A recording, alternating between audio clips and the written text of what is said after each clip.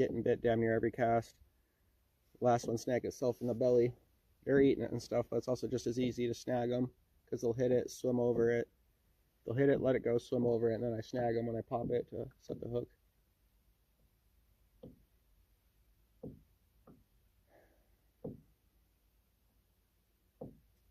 Alright, on the bottom. Pop it up, let it fall to semi-slack line, just like that.